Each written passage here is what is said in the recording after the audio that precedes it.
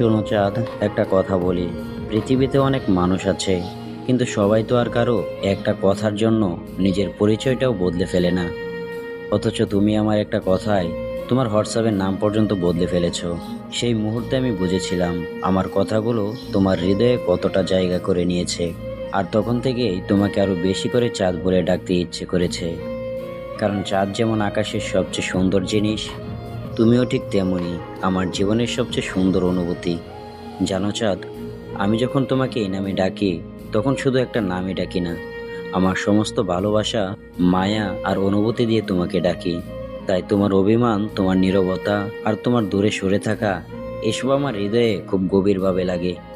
মাঝে মাঝে ভাবি, যে মানুষটা আমার একটা কথার এতটা মূল্য দেয়, সেই মানুষটার মুখে হাসি রাখার দায়িত্ব তো আমার। তাই যদি কোনো ভুলে তোমার মন খারাপ হয়ে থাকে, তাহলে আজ তোমার কাছে শুধু একটাই অনুরোধ, অভিমানটা একটু কমিয়ে দাও।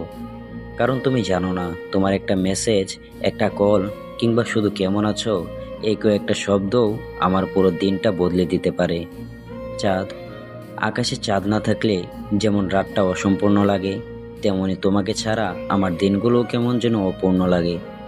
আমি চাই না আমাদের মাঝখানে অভিমান থাকুক। আমি চাই তুমি আবার আগের মতো আমার সঙ্গে কথা বলো, হাসো, আর আমাকে তোমার মানুষটা হয়ে থাকতে দাও। ভালোবাসি তোমাকে, হয়তো কথার চেয়েও বেশি।